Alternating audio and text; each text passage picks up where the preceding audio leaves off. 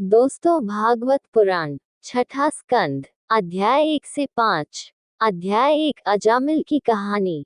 राजा परीक्षित ने कहा, कर्मों से निवृत्ति का मार्ग निवृत्ति आपके पूज्यवर ने पहले ही विस्तार से बताया है।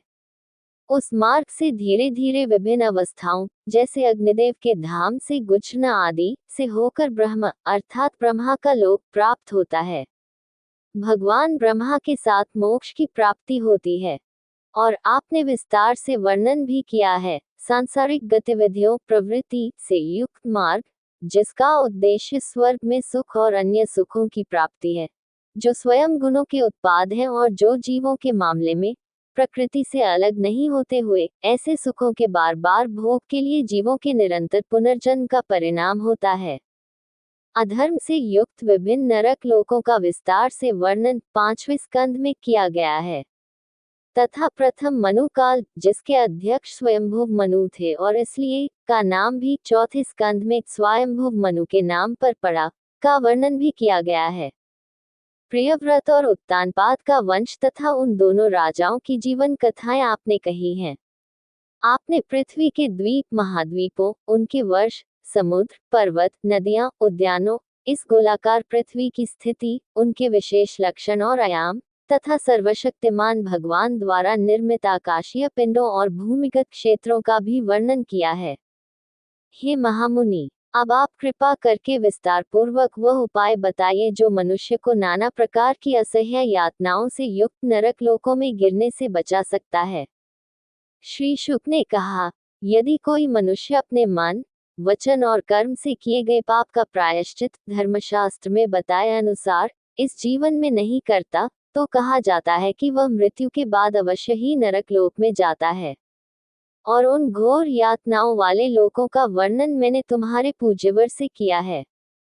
अतः मृत्यु से पहले तथा शरीर से अशक्त न होने पर अथवा जब तक कोई कठिनाइयों में न उलझा हो, मनुष्य को चाहिए कि पाप करने के तुरंत बाद ही संयमित मन से दोष की गंभीरता या सरलता के अनुसार पाप का प्रायश्चित करने का प्रयत्न करे, जैसे रोग का निदान करने वाला चिकित्सक रोग की प्रकृति के अनुसार तुरंत ही उपचार या औषधि की मात्रा अपनाता है।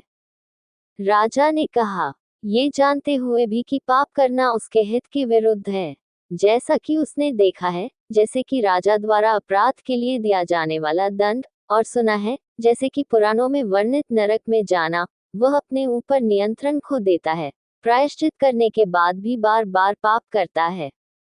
अतः इन परिस्थितियों में यदि पाप करने की प्रवृत्ति बनी रहती है, तो कोई वास्तविक प्रायश्चित कैसे हो सकता है। कभी कभी वह पाप करने से बच जाता है, तो कभी कभी वह पाप फिर से कर बैठता है। इसलिए मैं समझता हूँ कि प्रायश्चित का कार्य हाथी के स्नान के समान निरर्थक है, जो स्नान के बाद पुनः अपने शरीर पर धूल मलता है। श्री शुक ने कहा, प्रायश्चित जैसे शरीर को जलाना करने से पाप का पूर्ण और अंतिम नाश होता है, ऐसा नहीं कहा गया है, क्योंकि केवल अज्ञानी अर्थात जो शरीर को आत्मा मानते हैं ही इसके पात्र हैं। परंतु जब आत्मा और आत्मा के विषय में अज्ञान अविद्या दूर नहीं होती, तो उस विशेष पाप का प्रायश्चित हो जाता है और मनुष्य पुनः पाप कर्मों में लग जाता है। ज्ञान अर्थात आत्म साक्षात्कार ही वास्तविक प्रायश्चित है, क्योंकि यह अज्ञान अविद्या को दूर करता है, जो पाप का वास्तविक मूल कारण है। हे राजन, जिस प्रकार केवल पौष्टिक आहार खाने वाले व्यक्ति पर रोग आक्रमण नहीं करते, इसके विपरीत यदि वे पहले से ही उस व्यक्ति को प्रभावित कर चुके हों, तो धीरे धीरे कम हो जाते हैं, उसी प्रकार जो व्यक्ति नियमित आध्यात्मिक अनुशासन जैसे तपस्या का पालन करता है, वह क्रमशः परम पुण्य जो पापों का नाश करता है और आत्म साक्षात्कार की ओर ले जाता है, का पात्र बन जाता है। मन और इंद्रियों की एकाग्रता, अष्टांगिक ब्रह्मचर्य का पालन, मन और बाह्य इंद्रियों का संयम, दान, सत्य, पवित्रता शारीरिक और मानसिक दोनों, अहिंसा व्रत आदि का पालन तथा जप, पवित्र अक्षर ओम का उच्चारण आदि के द्वारा बुद्धिमान पुरुष जो सुख दुख आदि विपरीत युग्मों को संभाव से सहन करते हैं, जो धर्म के वास्तविक तत्वों को समझते हैं और श्रद्धा से युक्त हैं, वे मन, वचन और कर्म से किए गए घोर पाप से उसी प्रकार छुटकारा पा लेते हैं, जैसे अग्नि बड़े बड़े बांसों को भी भस्म कर देती है। जैसे सूर्यदेव को हास्य को पूरी तरह दूर कर देते हैं, उसी प्रकार भगवान वासुदेव के प्रति अनन्य भक्ति रखने वाले कुछ लोग भगवान के प्रति अपनी अनन्य भक्ति से तपस्या आदि किए बिना अपने पापों को अविद्या के मूल से ही पूरी तरह नष्ट कर देते हैं। ऐसे भक्तों की संख्या बहुत कम है। हे राजन, पापी व्यक्ति तपस्या और प्रायश्चित कर्मों से उतना शुद्ध नहीं होता जितना कि भगवान कृष्ण को समर्पित व्यक्ति नरक की सजा की चिंता किए बिना कृष्ण को अपना अंतिम आश्रय मानता है, अपने भक्तों की सेवा करने से शुद्ध होता है। निश्चय ही यह मार्ग भक्ति का इस संसार में सही और सर्वश्रेष्ठ है, क्योंकि यह सुखदायक, सभी दुखों का नाश करने वाला है तथा पुनर्तः सुरक्षित है। इसमें किसी भी प्रकार का भय या खतरा नहीं है। इस मार्ग पर भगवान नारायण के दयालु और निष्काम भक्त मिलते हैं, जरूरतमंदों की सहायता करने के लिए, परंतु ज्ञान और कर्म के मार्ग में ऐसा करने वाला कोई नहीं है। हे राजन, भगवान नारायण के विरुद्ध मुख रखने वाले व्यक्ति को सभी प्रायश्चितों से भी पूर्णतया शुद्धि नहीं मिलती, जैसे कि सारी नदियां मिलकर भी एक मटके की मदिरा को पवित्र नहीं कर सकती। जिन लोगों ने अपने जीवन में एक बार भी भगवान कृष्ण के चरण कमलों पर ध्यान लगाया है, उनका मन उनके उत्तम गुणों के प्रति आसक्त हो गया है, न कि उनके ज्ञान या पूर्ण बोध के प्रति। उन्होंने इसी अत्यंत क्षणिक आसक्ति और भक्ति के द्वारा समस्त प्रायश्चित कर्म संपन्न कर लिए हैं। वे स्वप्न में भी यमराज या उनके सेवकों को पाश में नहीं देखते। इस विषय में विद्वान पुरुष उदाहरण देकर यह प्राचीन कथा कहते हैं, जिसमें भगवान विष्णु के दूतों और यमराज के बीच वार्तालाप है। इसे मुझसे सुनो। कान्यकुब्ज आधुनिक कन्नौज में अजामिल नाम का एक ब्राह्मण रहता था। उसने एक दासी से विवाह किया और एक दासी के साथ संबंध बनाने के कारण वह पवित्र हो गया और उसने पवित्र जीवन शैली ब्राह्मण के लिए निर्धारित धार्मिक कर्तव्यों सहित की उपेक्षा की। वह अपने परिवार का भरण पोषण घृणित जीवन शैली अपनाकर करता था, जिसमें फिरौती के लिए लोगों को बंदी बनाना, जुआ खेलना, धोखाधड़ी करना और चोरी करना शामिल था। वह पापी साथी प्राणियों को मारने से पहले यातनाएं देता था। इस प्रकार उनके जीवन के 88 वर्ष का लंबा समय उसी प्रकार अपने आप को पालने तथा उस दासा स्त्री के बच्चों को दुलारने में व्यतीत हो गया। उस बूढ़े अजामिल के 10 बेटे थे उस स्त्री से। उनमें सबसे छोटा नारायण नाम का लड़का था। वह अपने माता पिता का बहुत लाडला था। वह अजामिल उस मधुर तुतलाते बालक पर मोहित हो गया था। बालक की क्रियाएं देखकर वह वृद्ध व्यक्ति अत्यंत प्रसन्न हुआ। पुत्र प्रेम से बंधा हुआ वह स्वयं खाते समय उसे भोजन कराता था, पीते समय उसे पानी पिलाता था। इस प्रकार उस मूर्ख को ये पता ही नहीं चला कि उसकी मृत्यु का समय आ गया है। इस प्रकार अज्ञानी अजामिल ने अपना जीवन व्यतीत किया। जब मृत्यु का समय आया तो उसे अपने छोटे पुत्र नारायण का स्मरण हुआ। तब उसने देखा कि 3 अत्यंत भयंकर पुरुष आकृतियां, जिनके मुख कुटिल थे, जिनके शरीर के रोए खड़े थे तथा जिनके हाथों में फांसी के फंदे थे, उसे ले जाने के लिए आए थे।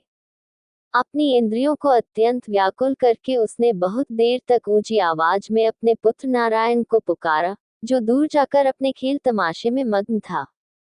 मरते हुए व्यक्ति के मुख से अपने स्वामी भगवान हरि का नाम सुनकर नारायण के सेवक तुरंत आगे बढ़े। हे राजन, विष्णु के दूतों ने यमदूतों को बलपूर्वक रोक दिया, जो दासी के पति अजामिल को उसके हृदय के भीतर से घसीटकर ले जा रहे थे।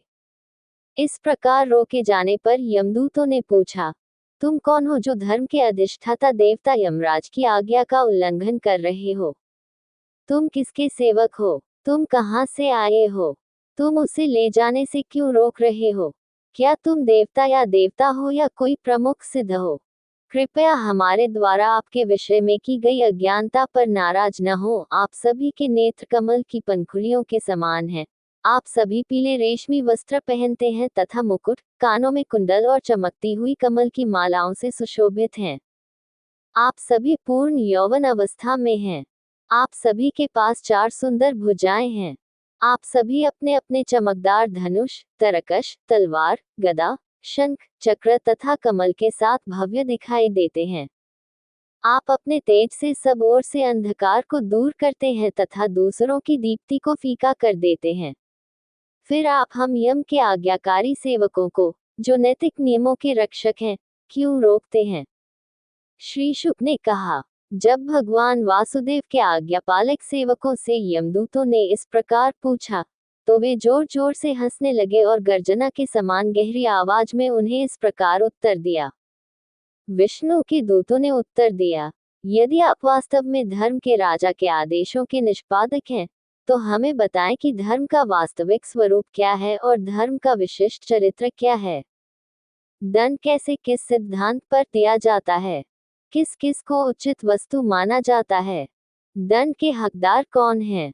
क्या सभी दंडनीय है या उनमें से कुछ? यम के सेवकों ने उत्तर दिया, वेदों में जो आदेश है वही धर्म है, जो वेदों के विरुद्ध है वह अधर्म है। हमने परंपरागत रूप से सुना है कि वेद नारायण के अवतार हैं और वे भगवान की सांस स्वाभाविक रूप से नासिका से निकलने वाले होने के कारण स्वयंभू हैं। ये भगवान नारायण ही हैं जिनके द्वारा ये सभी जीवात्माएं, जो सत्व, रज और तम गुणों से निर्मित हैं और जो अपने गुणों जैसे शांति, पदनामों, ब्राह्मण, क्षत्रिय आदि कार्यों, अध्ययन, अध्यापन आदि और रूपों, सामाजिक वर्ग, जीवन की अवस्थाएं, वर्ण और आश्रम के द्वारा पृथक पृथक विभेदित और प्रतिष्ठित हैं, उनके अपने स्वरूप सत्ता में समुचित रूप से स्थित हैं। सूर्यदेव, अग्निदेव, आकाश, वायुदेव, गौएं, चंद्रदेव, संध्या काल, दिन और रात, दिशाएं, जल और पृथ्वी के अधिष्ठाता देवता, काल और धर्म, ये सभी देहधारी प्राणियों के कर्मों के साक्षी हैं। इनसे प्रमाणित अधर्म के कार्य ही दंड देने का उचित कारण माने जाते हैं। सभी बुरे कर्म करने वाले अपने अपने कर्मों के अनुसार दंड के पात्र हैं। हे पापरहितों, पुण्य या पाप कर्म कर्मशील व्यक्तियों द्वारा ही किए जाते हैं, क्योंकि वे रजस, तामस गुणों से युक्त होते हैं। क्योंकि शरीरधारी कोई भी व्यक्ति कर्मरहित नहीं हो सकता। वही मनुष्य इस लोक में जिस प्रकार और जिस सीमा तक वह पाप या पुण्य कर्म करता है, उसी प्रकार और उसी सीमा तक उसका फल परलोक में भोगता है। हे महान देवों, जैसा कि आप अपनी सर्वज्ञता से जानते हैं, जैसे यहाँ इस संसार में जीवों में विशिष्ट गुणों या उनके पुण्य, पाप या मिश्रित कर्मों में प्रदर्शित सत्व, रज और तम गुणों के मिश्रण की विविधता के कारण त्रिविध विविधता पाई जाती है, उसी प्रकार अगले जन्म में भी उनके विषय में यही अनुमान किया जा सकता है। 8. अन्यथा ऐसी विविधता की व्याख्या नहीं की जा सकती। जिस प्रकार समय की वर्तमान अवधि अन्य अवधियों की विशेषताओं का सूचक है जो इसके पहले और बाद में आती हैं, उसी प्रकार वर्तमान जीवन मनुष्य का पूर्वानुमानित रूप से अतीत में किए गए और भविष्य के अस्तित्व में भी किए जाने वाले संभावित पुण्य और पाप कर्मों का संकेत देता है। यमधर्म भगवान अपनी राजधानी संयमिनी में रहकर अपनी मानसिक शक्ति से जीव के पूर्व स्वरूप जैसे देव, उपमनुष्य या पुण्य, पाप आदि का स्पष्ट रूप से दर्शन करते हैं, तथा अपनी तर्क शक्ति से जीव की भावी अवस्था क्या होनी चाहिए, इसका गहन चिंतन करते हैं, क्योंकि उनका स्वामी भगवान ब्रह्मा के समान सर्वज्ञ है। जैसे स्वप्नावस्था में सोया हुआ मनुष्य स्वप्न में प्रकट हुए शरीर को ही अपने समान समझता है, तथा स्वप्न पूर्वावस्था में अपने शरीर को तथा अगले स्वप्न में धारण किए जाने वाले शरीर को नहीं जानता, वैसे ही अविद्या से ग्रस्त ज्ञानी जीव अपने वर्तमान शरीर को अपने पूर्वजन्म के कर्मों के कारण प्रकट हुआ जानता है, न कि पूर्वजन्म में धारण किए गए पिछले रूप को, न ही पूर्वजन्म की स्मृति के कारण भविष्य के शरीर को। 5 संज्ञेय इंद्रियों से जीव अपने शारीरिक कार्य जैसे गति विनिमय करता है। 5 ज्ञानेंद्रियों से वह 5 इंद्रियों के विषयों को देखता जानता है। 17वीं इंद्रिय वाला एक जीव 16वीं इंद्रिय अर्थात मन से मिलकर ज्ञानेंद्रियों, संज्ञेय इंद्रियों और मन द्वारा प्रस्तुत 3 प्रकार के विषयों का अकेले ही अनुभव करता है। ये सूक्ष्म शरीर लिंग 16 भागों ऊपर बताए गए से बना है और इसमें 3 शक्तियां सत्व, रज और तम हैं, जो अनादि है। यह मनुष्य को संसार में जकड़े रखता है, जिससे उसे सुख, शोक, भय और कष्ट मिलते हैं। जिस अज्ञानी देहधारी प्राणी ने 6 ज्ञानेंद्रियों और मन के समूह को वश में नहीं किया है, वह अपनी न चाहते हुए भी अपने सूक्ष्म शरीर के द्वारा कर्म करने के लिए विवश हो जाता है। जैसे रेशम का कीड़ा अपने को कोश में ढंक लेता है, वैसे ही वह कर्मों के जाल में फंस जाता है और उससे निकलने का मार्ग नहीं देख पाता। वस्तुतः कोई भी व्यक्ति एक क्षण के लिए भी कर्महीन नहीं रह सकता, क्योंकि प्रत्येक व्यक्ति विवश है और सत्व, रज और तम इन 3 गुणों से उत्पन्न आसक्ति आदि वासनाओं के द्वारा उसे कोई न कोई कर्म करना ही पड़ता है, जो पूर्व कर्मों के संस्कारों का परिणाम है। अव्यक्त प्रारब्ध अदृष्ट को निमित्त कारण मानकर स्थूल भौतिक शरीर और सूक्ष्म लिंग शरीर का निर्माण होता है। जीव के शक्तिशाली आवेगों के अनुसार वह अपनी माता के स्वरूप या अपने पिता के व्यक्तित्व के समान ढल जाता है। पुरुष की यह विपरीत स्थिति अर्थात पुरुष का संसार में प्रवृत्त होना, आत्मा के आनंदमय स्वरूप के बावजूद भी शरीर के साथ मिथ्या तादात्म्य के कारण दुख भोगना प्रकृति के संपर्क के कारण थी। ये संपर्क उसकी ईश्वर भक्ति के कारण कुछ ही समय में पुनर्तः समाप्त हो जाता है। ये अजामिल वास्तव में वैदिक विद्या का अध्ययन करने वाला था।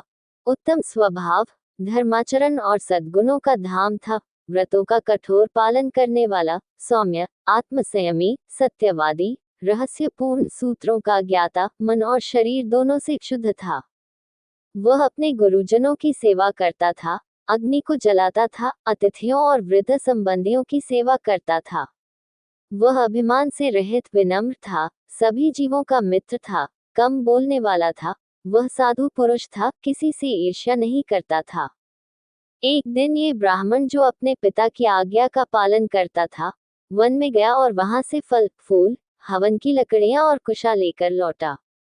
लौटते समय उसने एक निर्लज, कामुक शूद्र को देखा, जिसने एक वेश्या के साथ बैठकर मदिरा, जिसे मैरिया कहते हैं, आटे से बनी शराब पी रखी थी, जिसकी आंखें भी नशे के कारण डूबी हुई थी।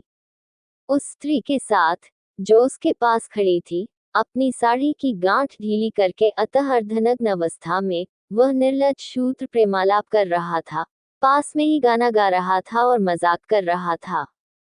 उसे कामातुर लेप से रंगी हुई भुजाओं में आलिंगित देखकर अजामिल तुरंत ही मोहित हो गया और प्रेमोन्मत्त हो गया। अपनी तर्क शक्ति और विद्वत्ता से स्वयं को नियंत्रित करने के प्रयासों के बावजूद वह अपने मन को स्थिर करने और अपने हृदय को शांत करने में असमर्थ था, जो प्रेम के देवता द्वारा उत्तेजित था। उस स्त्री के प्रति वासना रूपी शैतान के वशीभूत होकर वह अपना मानसिक संतुलन खो बैठा। मन ही मन उस स्त्री के बारे में सोचते सोचते वह अपने निर्धारित धार्मिक कर्तव्यों का पालन करने से विमुख हो गया। अपनी संपूर्ण पैतृक संपत्ति से उसने अश्लील शारीरिक सुखों द्वारा उसे प्रसन्न करने का प्रयत्न किया, ताकि वह उससे प्रसन्न हो जाए। उस पापी पुरुष ने, जिसकी विवेक शक्ति उस दुराचारी स्त्री की तिरछी दृष्टि के कारण क्षीण हो गई थी, शीघ्र ही अपनी नित्य विवाहिता युवा ब्राह्मण पत्नी को, जो अच्छे कुल में उत्पन्न हुई थी, त्याग दिया। इस मूर्ख व्यक्ति ने अपनी पैतृक संपत्ति को नष्ट करके जहां से भी उचित या अनुचित तरीके से धन प्राप्त किया और इस महिला, अब उसकी गृहिणी के परिवार का पालन पोषण किया। चूंकि इसने समस्त शास्त्र विधि का उल्लंघन किया है, सज्जनों द्वारा निंदा की गई है, तथा बहुत समय तक अपवित्र अवस्था में रहकर तथा गंदा, वेश्या के स्पर्श से दूषित अन्न खाकर पापमय जीवन व्यतीत किया है, इसलिए हम, यमधर्म के सेवक, इस पापी को, जिसने अपने पापों का प्रायश्चित करने के लिए कुछ नहीं किया है, यमराज के पास ले जाएंगे। वहां ये दंड भोगकर शुद्ध हो जाएगा। अध्याय 2 भागवत धर्म की व्याख्या। श्री शुक ने कहा, यमदूतों द्वारा कही गई इस प्रकार की गई बात को ध्यानपूर्वक सुनकर भगवान विष्णु के दूतों ने, जो दर्शन और नीतिशास्त्र में पारंगत थे, उनसे कहा, हे राजन। विष्णु के दूतों ने कहा, ओह, ये कैसी दुख की बात है। अन्याय या अधर्म उन लोगों की सभा को प्रभावित करता है, जिन्हें धार्मिकता के वास्तविक स्वरूप को देखना चाहिए। वहां इन धार्मिकता के संरक्षकों द्वारा उन लोगों पर गलत तरीके से दंड दिया जाता है, जो पापी नहीं है और इसके लायक नहीं है।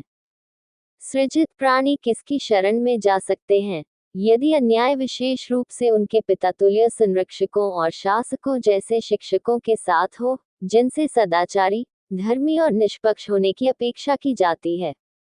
श्रेष्ठ व्यक्ति जो कुछ भी करता है, उसका अनुकरण अन्य सामान्य लोग भी करते हैं। वह जो कुछ भी मानक के रूप में स्थापित करता है या जिसे अधिकार मानता है, जनसाधारण सामान्य लोग उसका अनुसरण करते हैं। सामान्य मनुष्य पशु के समान स्वयं नहीं जानता कि धर्म क्या है और अधर्म क्या है। वह यम धर्म जैसे पिता रक्षक की गोद में सिर रखकर निश्चिंत होकर सो जाता है। ये कैसे उचित है कि यदि वह सचमुच सभी प्राणियों के विश्वास का पात्र है और उसमें कुछ दया तथा विवेक है, तो वह उस व्यक्ति के प्रति इतना विश्वासघात कर सकता है, जिसने अपने आप को पूर्णतः विश्वास में समर्पित कर दिया है, तथा जो मित्रता का पालन करता है, तथा जो अचेतन है। इस मनुष्य अजामिल ने असहाय अवस्था में भी हरि नाम का उच्चारण किया, जो न केवल पापों का प्रायश्चित करता है, बल्कि परम सुख की ओर ले जाता है, तथा उसने अपने करोड़ों पिछले जन्मों में किए गए सभी पापों का प्रायश्चित कर लिया है। क्योंकि जिस कार्य से उसने 4 अक्षरों ना र य अन का उच्चारण किया, अपने पुत्र को हे नारायण आओ कहते हुए, उस पापी ने अपने सभी पापों का पहले ही पूरी तरह से प्रायश्चित कर लिया है। चोर, शराबी, अपने मित्र के साथ विश्वासघात करने वाला, ब्राह्मण का हत्यारा, अपने गुरु की शैया का अपमान करने वाला, अर्थात अपने गुरु की पत्नी के साथ अवैध संबंध रखने वाला, स्त्री, राजा, माता पिता या गाय का हत्यारा तथा अन्य प्रकार के पापी, इन सभी पापियों के लिए विष्णु के नाम का उच्चारण सबसे प्रभावी प्रायश्चित है, क्योंकि भगवान का मन उनके नाम के उच्चारण से पापी की ओर आकर्षित होता है, या पापी का मन भगवान की ओर आकर्षित होता है। पापी मनुष्य मनु आदि वेदों के द्वारा बताए गए प्रायश्चित कर्मों तथा व्रतों के पालन से उतना शुद्ध नहीं होता, जितना हरि के नाम के अक्षरों के उच्चारण से मैं प्रणाम करता हूँ शब्द के बिना, क्योंकि उसका नाम भगवान के श्रेष्ठ गुणों का सूचक है। भगवान के नाम का प्रभाव पाप को नष्ट करने के तुरंत बाद समाप्त नहीं होता, जैसा कि कृच्छ्र तथा चंद्रायन जैसे तपों का होता है। क्योंकि यदि प्रायश्चित करने के पश्चात भी मन पुनः कुमार की ओर दौड़ता है, तो वह प्रायश्चित पूर्ण नहीं होता। जो लोग अपने पाप कर्मों का नाश करना चाहते हैं, उनके लिए हरि के गुणों का बार बार गुणगान करना ही निश्चित उपाय है, क्योंकि इससे मन शुद्ध हो जाता है। अतः तुम इसे अजामिल के जीव को कुमार्ग यमलोक जाने वाले पापी मार्ग से मत ले जाओ। इसने अपने समस्त पापों का पूर्णतया प्रायश्चित कर लिया है। जब भगवान के नाम का एक अक्षर भी समस्त पापों का नाश करने के लिए पर्याप्त है, इसने मरते समय भगवान का पूरा नाम लिया है, और भगवान का नाम लेने के पश्चात पाप करने का समय और संभावना नहीं रहती।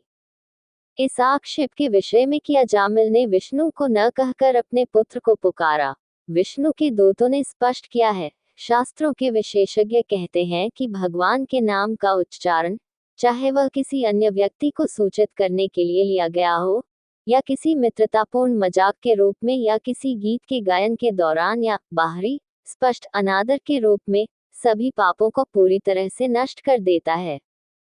यदि कोई व्यक्ति अनजाने में और अनजाने में भगवान का नाम हरि या कोई अन्य ले लेता है, जबकि वह गिरता है, लुढ़कता है, अपंग हो जाता है, सर्प द्वारा डसता है, बुखार आदि से तपता है और लाठी से मारा जाता है, तो वह नरक में यातना पाने का हकदार नहीं है। महापुरुषों, मनु आदि धर्मशास्त्रकारों ने घोर और हल्के पापों के प्रायश्चित के लिए समान रूप से भारी, कठिन और सरल विधियां सोची और बताई हैं। किंतु भगवान के नाम के संबंध में ऐसा कोई भेद नहीं है, क्योंकि भगवान विष्णु का स्मरण करने मात्र से ही मनुष्य सभी पापों से मुक्त हो जाता है। वे विभिन्न प्रकार के पाप, तप, दान, जप तथा अन्य प्रायश्चित विधियों से धुल जाते हैं, परंतु पापी का हृदय या पापों के सूक्ष्म अवशिष्ट रूप, जिन्हें संस्कार या संस्कार कहते हैं, उनसे शुद्ध नहीं होता। वह भी भगवान के चरणों की सेवा से ही प्राप्त होता है। हरि के नाम मात्र से ही सारे पाप नष्ट हो जाते हैं, परंतु भगवान विष्णु के दर्शन से वासना या पूर्व कर्मों द्वारा मन पर अनजाने में छोड़े गए संस्कार नष्ट हो जाते हैं। भगवान के नाम के जाप से युक्त ये धर्म सर्वोच्च और प्राचीनतम है, और इसी प्रकार इसका विधान किया गया है। यदि इसका अभ्यास किया जाए तो ये प्रतिदिन धुले हुए कपड़ों की तरह मन को शुद्ध करता है। चूंकि जीवात्मा को अपने द्वारा किए जाने वाले कर्मों के संबंध में कोई स्वतंत्रता नहीं है, इसलिए प्रायश्चित कर्म जीव के मन को पूरी तरह से शुद्ध नहीं कर सकते, क्योंकि वही ईश्वर की इच्छा पर निर्भर है। निश्चित कर्मों से दूर रहकर उसे निरंतर हरि का भजन और नाम जप करके उनकी पूजा करनी चाहिए। मनुष्य चाहे कितना भी जाने या अज्ञानी क्यों न हो, भगवान के नाम की क्षमता और प्रभाव के विषय में यदि बार बार भगवान विष्णु का नाम गाया या उच्चारित किया जाए तो वह मनुष्य के सारे पापों को उसी प्रकार भस्म कर देता है, जैसे आग चाहे उसे बच्चे ने अज्ञानतावश ईंधन के ढेर पर फेंक दिया हो, ईंधन को पूरी तरह जला देती है। जिस प्रकार सर्वोच्च शक्ति वाली औषधि बिना जाने समझे संयोग से ली गई हो तो भी अपना उपचारात्मक प्रभाव अवश्य दिखाती है, उसी प्रकार भगवान के नाम से युक्त पवित्र मंत्र बिना जाने समझे संयोग से लिया गया हो तो भी अपना प्रभाव दिखाता है, सब पापों का नाश करने में। अंतर्निहित शक्ति या सामर्थ्य को अपना प्रभाव दिखाने के लिए श्रद्धा आदि की आवश्यकता नहीं होती। हे यमदूतों, यदि अब भी तुम्हारे मन में धर्म के विषय में कोई संदेह है तो तुम अपने प्रभु से परामर्श करो, क्योंकि यशस्वी यमदेवता धर्म के सबसे गुप्त रहस्यों को जानते हैं। श्री शुक ने कहा, हे राजन, इस प्रकार युक्तिपूर्वक तथा प्रमाणपूर्वक भगवान का मार्ग भागवत धर्म बताकर तथा उसे अजामिल के जीव को यम के पाश से छुड़ाकर उन्होंने विष्णु के दूतों ने उसे मृत्यु के पंजे से छुड़ा दिया। इस प्रकार परेशान और निष्कासित हुए यम के दूत यमराज के पास गए और राजा यमधर्मा को सारी बात बता दी। हे शत्रुओं को पराजित करने वाले, यम के पाश से पूरी तरह मुक्त होकर ब्राह्मण ने अपना भय दूर कर लिया और अपनी पूर्व सामान्य स्थिति में आ गया। उन्हें देखकर प्रसन्न होकर उसने भगवान विष्णु के सेवकों को सिर से प्रणाम किया। ये जानकर कि वह उनसे बात करना चाहता है, भगवान विष्णु के सेवक उसी समय वहीं अंतर्धान हो गए, जबकि वह अजामिल केवल देख रहा था।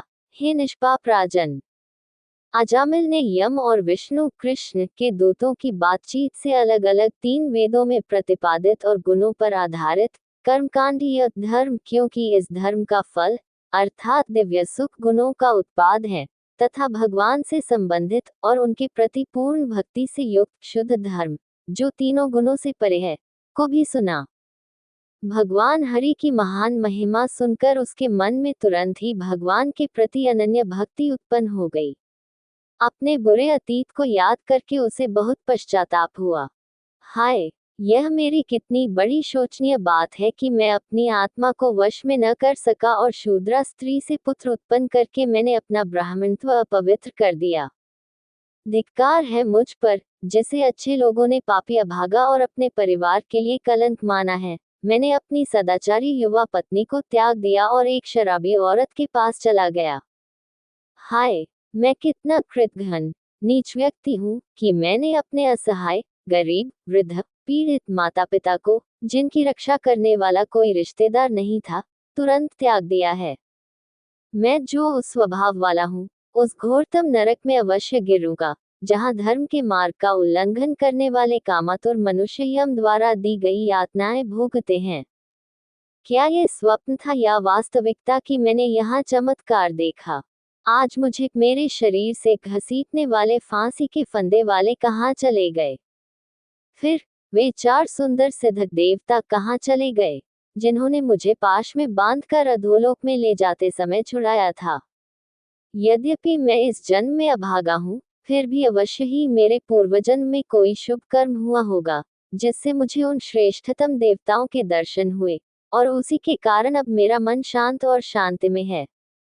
अन्यथा यदि मेरे पूर्वजन्म में ऐसे शुभ कर्म न होते तो मुझ जैसे अपवित्र पापी की जिह्वा, जिसने शूद्र स्त्री को रखा था, मृत्यु के समय भगवान विष्णु का नाम लेने में समर्थ हो सकती थी। ओह, मुझ जैसे निर्लज, दुष्ट और पापी में कितना अंतर है। मैंने अपने ब्राह्मणत्व और भगवान नारायण के शुभ नाम का उल्लंघन नष्ट किया है।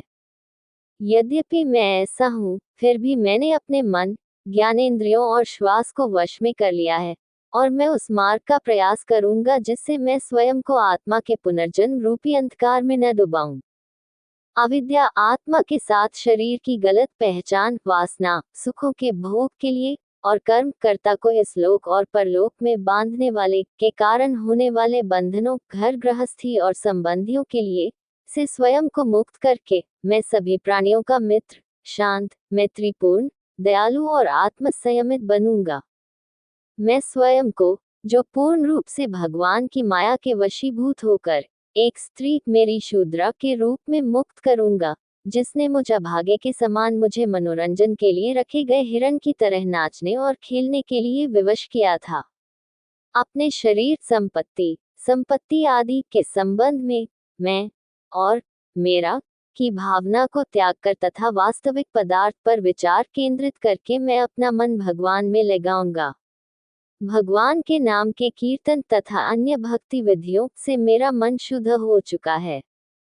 श्री शुक ने कहा, इस प्रकार क्षण भर के पुण्यात्माओं, विष्णु के सेवकों के संग से उन्हें सांसारिक जीवन तथा उसके सुखों से पूर्णतया विरक्ति हो गई तथा वे स्वयं को अपनी स्वामिनी, बच्चों तथा संपत्ति के सभी बंधनों से मुक्त कर गंगाद्वार की ओर चल पड़े। उस पवित्र स्थान भगवान के निवास में निवास करके उन्होंने स्वयं को योग के मार्ग पर लगा लिया। उन्होंने अपनी सभी इंद्रियों और अंगों को सांसारिक सुखों से हटा लिया और अपने मन को आत्मा में केंद्रित किया। फिर उन्होंने अपने आप को शरीर, इंद्रिय आदि गुणों से अलग कर लिया और मन को एकाग्र करके परब्रह्म में स्थिर कर दिया, जो भगवान का सारस्वत रूप है तथा चेतना और आनंद का साकार स्वरूप है। जब ब्राह्मण का मन और बुद्धि इस प्रकार ब्रह्म में स्थिर हो गए, तब उसने अपने सामने उन्हीं पुरुष आकृतियों, विष्णु के दूतों का दर्शन किया और उन्हें पहले देखे गए रूप में पहचानकर वह खड़ा हो गया और अपना सिर झुकाकर सम्मान प्रकट करने के लिए प्रणाम किया। उस दर्शन के बाद उन्होंने गंगा के पवित्र स्थान हरिद्वार में अपना शरीर त्याग दिया और तुरंत भगवान के सेवक का देवदूत जैसा रूप धारण कर लिया। भगवान विष्णु के सेवकों के साथ वह ब्राह्मण सोने से बने दिव्य रथ पर चढ़ गया और स्वर्ग से होते हुए श्री भगवान अर्थात विष्णु के धाम चला गया। अजामिल, जो एक निम्न जाति की दासी का पति था, जिसने सभी धार्मिक कर्तव्यों का उल्लंघन किया था और अपनी पत्नी के प्रति निष्ठा आदि की प्रतिज्ञाओं का उल्लंघन किया था और अपने निंदनीय कार्यों जैसे चोरी के कारण ब्राह्मणत्व से गिर गया था और फलस्वरूप यम के सेवकों द्वारा नरक में डाला जा रहा था, वह उसी क्षण यम के पाश से मुक्त हो गया जब उसने भगवान का नाम लिया। मोक्ष की इच्छा रखने वाले मनुष्यों के लिए पाप की जड़ को काटने के लिए भगवान विष्णु के चरणों के नाम और कीर्तन से बढ़कर कोई और कारगर उपाय नहीं है। भगवान के नाम के स्मरण और जप का आश्रय लेने से मन पुनः कर्मों में आसक्त नहीं होता, किंतु भगवान के नाम के कीर्तन को छोड़कर अन्य किसी प्रायश्चित कर्म से वह रजोगुण और तामोगुण से दूषित हो जाता है। जो मनुष्य इस गूढ़ कथा को, जो सब पापों को नष्ट करने वाली है, श्रद्धा और भक्ति पूर्वक सुनता है, वह न तो कभी नरक में जाता है, न ही यमराज भी उसे देखते हैं। मनुष्य चाहे कितना ही अशुभ और पापी क्यों न हो, वह भगवान विष्णु के लोक में बहुत सम्मानित होता है। अपने पुत्र को मृत्यु के समय संबोधित करके हरि का नाम लेने मात्र से अजामिल भी भगवान विष्णु के धाम को प्राप्त हो गया। जो व्यक्ति श्रद्धा और भक्ति के साथ उनका नाम लेता है, उसके बारे में क्या कहा जाए। वह अवश्य ही भगवान विष्णु के धाम को जाता है। अध्याय 3, यम द्वारा विष्णु की महानता का वर्णन। राजा ने पूछा, धर्मराज, भगवान यम धर्म के देवता, जिनके अधीन ये संसार है और जिनके आदेश की अवहेलना भगवान विष्णु मुरारी के सेवकों ने की, उन्होंने उस घटना का समाचार सुनकर अपने सेवकों को क्या उत्तर दिया। हे ऋषिवर, यमराज के दंड या आदेश को निरस्त करने की बात कभी किसी व्यक्ति से या किसी काल में नहीं सुनी गई। हे ऋषिवर, मेरा दृढ़ विश्वास है कि जनमानस में व्याप्त इस संशय को आपके अतिरिक्त कोई और नहीं दूर कर सकता। श्री शुक ने उत्तर में कहा, हे राजन, यम के सेवक जिनके प्रयास यम के आदेश को निष्पादित करने के विष्णु के दूतों द्वारा विफल कर दिए गए थे, उन्होंने अपने भगवान यम को, जो संयमी नगर के स्वामी हैं, प्रतिनिधित्व किया। यम के दूतों ने कहा, हे प्रभु, इस जगत में 3 प्रकार के कर्म पुण्य, पाप और मिश्र करने वाले कितने नियंता हैं, तथा कितने ऐसे हैं जो उनके फलों का वितरण कर सकते हैं, अर्थात उनके प्रकट होने का कारण बन सकते हैं। यदि न्याय करने की शक्ति अर्थात दंड का डंडा चलाने वाले से संपन्न कई शासक हों, जो अर्थात कोई भी मृत्यु अर्थात पाप का परिणाम जो नरक की ओर ले जाता है, या अमृत अर्थात पुण्य का फल जो स्वर्गीय सुख प्रदान करता है, का आनंद नहीं लेंगे, यदि विश्व के ये शासक असहमत हों, और जो दोनों अर्थात नरक और स्वर्ग को नहीं भोगेंगे, यदि वे सहमत हो, एक कार्य को क्षमा कर दे और स्वर्गीय आनंद प्रदान करे, और दूसरा उसी कार्य की निंदा करे और नरक में कष्ट दे, और दोनों एक दूसरे के निर्णय से सहमत हों। ये तर्क दिया जा सकता है कि यदि इन बड़ी संख्या में प्राणियों के कार्यों से अलग अलग निपटने के लिए कई शासकों की परिकल्पना की जाए, तो इसमें कोई अड़चन नहीं है। लेकिन विविध गतिविधियों में लगे हुए विशाल संख्या में प्राणियों से निपटने के लिए शासकों की बहुलता की परिकल्पना के मामले में शासन नामात्र की औपचारिकता तक कम हो जाएगा, जैसी कि एक सम्राट के अधीन सहायक राजकुमारों को दी गई थी। वास्तविक निरंकुश शासक अलग है। नियंत्रकों की बहुलता की अस्थिरता के कारण इसलिए हमारे अनुसार आप ही देवताओं सहित सभी प्राणियों के एकमात्र सर्वोच्च शासक हैं।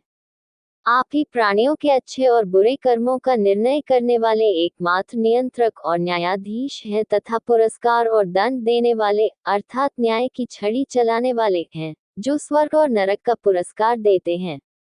आप जैसे हैं, आपका अधिकार अर्थात दंड देने का अधिकार आज संसार में निरर्थक और अमान्य है, तथा उसका अस्तित्व समाप्त हो गया है, क्योंकि आपके आदेश को 4 अद्भुत सिद्धों देवताओं ने हटा दिया है।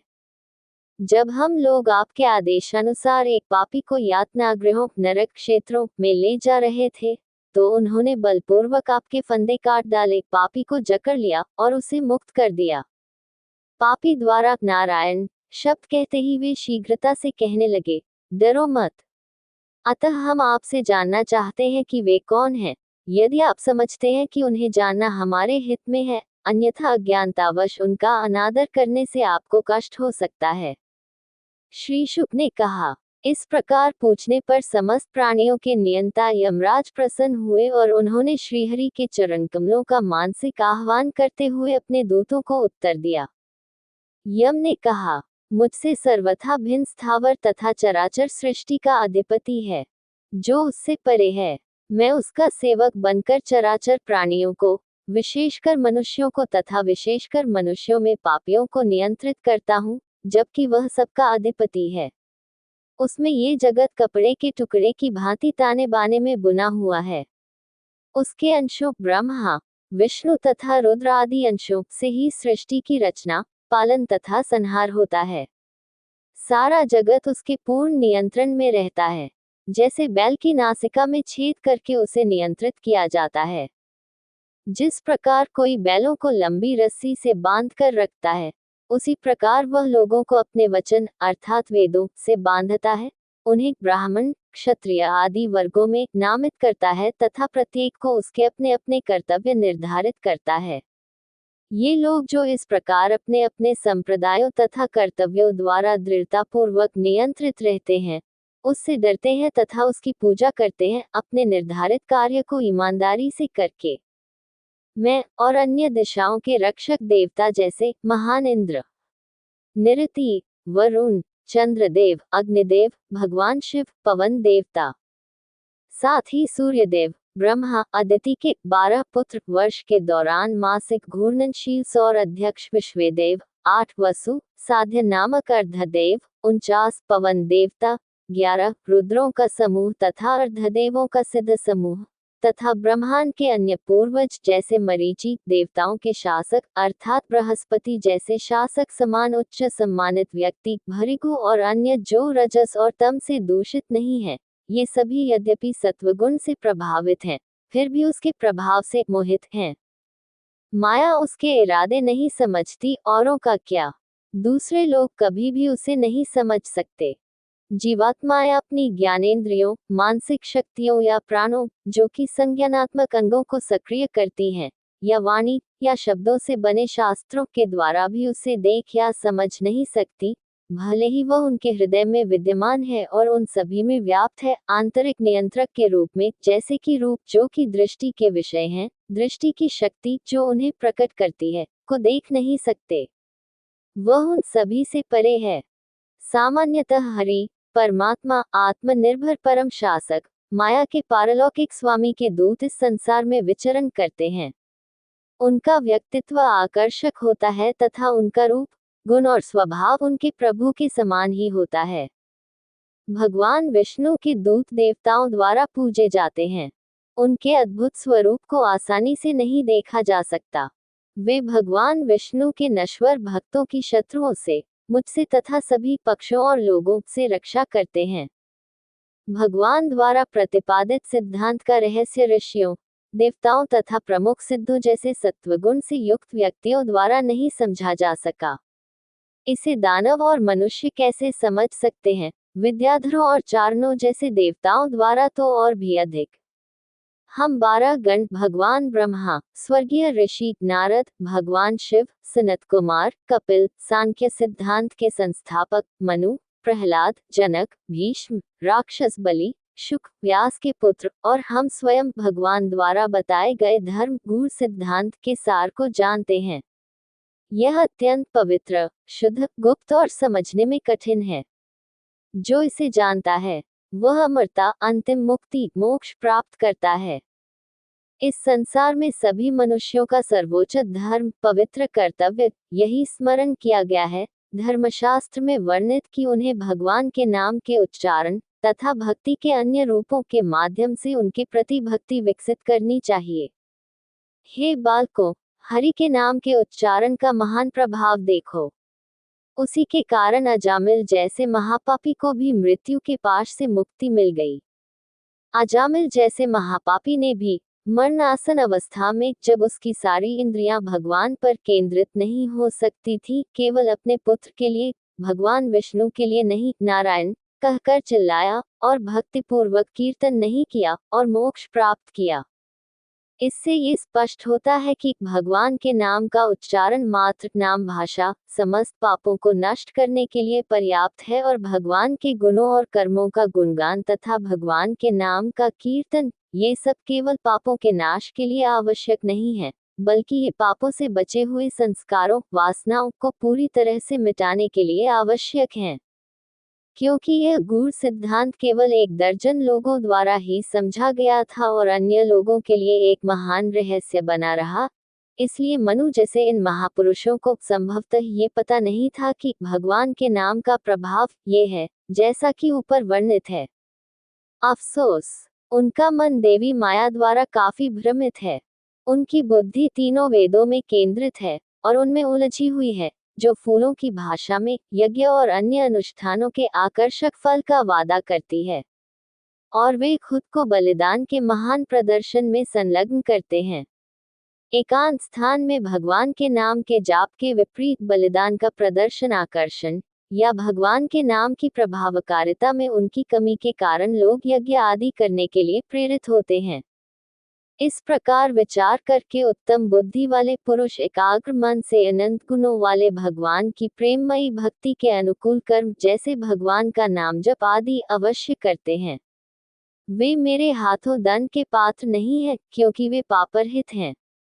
यदि उनसे अनजाने में पाप हो भी जाए तो भी उनके द्वारा भगवान, जो वेदों में व्यापक रूप से गाए गए हैं, की महिमा का गान करने तथा नाम जप करने से वह नष्ट हो जाता है। जो भगवान की शरण में आ गए हैं और सब पर समान भाव रखते हैं तथा जिनकी पवित्र कथाएं देवता और सिद्ध गाते हैं, उन पुण्यात्माओं के पास भी मत जाना, क्योंकि वे हरि की गदा से सुरक्षित हैं और न तो हम और न ही काल उन्हें दंड देने में समर्थ हैं। केवल उन दुष्ट लोगों को लाओ जो मुकुंद भगवान विष्णु के चरण कमलों के मधुर सुगंधित मधु से विमुख हैं, जिसका स्वाद परमहंसों, उच्चतम कोटि के तपस्वी या महान हंसों की भीड़ लगातार लेती रहती है, जिनके पास अपना कुछ भी नहीं है और जो मधुरता भगवान के चरण कमलों की के विशेषज्ञ हैं। उन लोगों को भी लाओ जिन्होंने अपना दिल अपने घर परिवार पर लगा रखा है, जो नरक का रास्ता है। उन लोगों को मेरे पास लाओ जिनकी जीभ भगवान के उत्तम गुणों का वर्णन नहीं करती, उनका नाम नहीं लेती, जिनका मन उनके चरण कमलों का स्मरण नहीं करता, जिनका सिर एक बार भी भगवान कृष्ण को नहीं झुकता तथा जिन्होंने भगवान विष्णु की कोई सेवा नहीं की। भगवान नारायण, जो प्राचीन पुरुष हैं, मेरे सेवकों द्वारा किए गए अपराध के लिए मुझे क्षमा करें। उनके अज्ञानी भक्तों के लिए महापुरुषों के प्रति श्रद्धापूर्वक हाथ जोड़ना ही क्षमा मांगने का तरीका है। मैं उन पूर्ण पुरुष को नमन करता हूँ। अतः भगवान विष्णु के नाम और महिमा का कीर्तन समस्त जगत के लिए मंगलकारी और आनंददायक है। हे कुरुवंश के राजा, कृपया इसे सबसे बड़े पापों का पूर्ण प्रायश्चित समझिए। व्रतों जैसे उपवास के पालन से मन उतना शुद्ध नहीं होता जितना कि भगवान विष्णु के महान कार्यों का निरंतर श्रवण और गान करने वालों की भली भांति विकसित भक्ति से होता है। जिसने भगवान कृष्ण के चरण कमलों के मधुर मधु का स्वाद ले लिया है, उसे माया द्वारा अर्पित उन वस्तुओं में फिर कभी आनंद नहीं आता, जिन्हें उसने पाप और दुख नरक देने वाली समझकर तिरस्कार पूर्वक त्याग दिया है। लेकिन जो व्यक्ति भक्ति के आनंद से अनभिज्ञ है, वह वासनाओं से अभिभूत है, वह अपने हृदय में पाप को मिटाने के लिए दूसरा कर्म करने की इच्छा रखता है, जो बदले में दूसरे पाप की रचना का कारण बनता है, जैसे हाथी का स्नान जो पानी से बाहर आने के बाद धूल से अपने आप को ढक लेता है। हे राजन, यम के सेवकों को अपने स्वामी यम द्वारा वर्णित भगवान विष्णु की महानता का स्मरण अपने व्यक्तिगत अनुभव से प्राप्त होने पर मन में कोई आश्चर्य नहीं हुआ। उस दिन से वे भगवान विष्णु अच्युत की शरण लेने वाले व्यक्तियों से भयभीत होकर उनकी ओर देखने का भी साहस नहीं करते। पूज्य अगस्त्य मुनि जो मलय पर्वत पर बैठकर भगवान विष्णु की आराधना कर रहे थे, उन्होंने मुझे ये गुप्त ऐतिहासिक कथा सुनाई। अध्याय 4 प्रचेता के पुत्र दक्ष का इतिहास। राजा परीक्षित ने कहा, आपने स्वयंभू मनु द्वारा संचालित प्रथम मनवंतर काल में देवताओं, असुरों, मनुष्यों, नागों, पशु पक्षियों की उत्पत्ति का संक्षेप में वर्णन किया है। हे मुनिव, मैं आपसे उस सृष्टि का विवरण जानना चाहता हूँ कि उस दिव्य तेजस्वी भगवान ने किस प्रकार और किस शक्ति से आगे की सृष्टि की। सूची ने कहा, राजर्षि परीक्षित के इस उत्तम प्रश्न को सुनकर बादरायण के पुत्र महायोगी शुक ने उनकी प्रशंसा की और उनसे इस प्रकार बोले। श्री शुक ने कहा, जब राजा प्राचीन बरही के 10 पुत्र प्रचेता समुद्र झील के भीतर से निकले तो उन्होंने देखा कि पृथ्वी वृक्षों से ढकी हुई थी। वृक्षों पर क्रोधित होकर तथा कठोर तपस्या से भड़के हुए अपने क्रोध के कारण उन्होंने वृक्षों को जलाने के इरादे से अपने मुंह से अग्नि और वायु निकाली।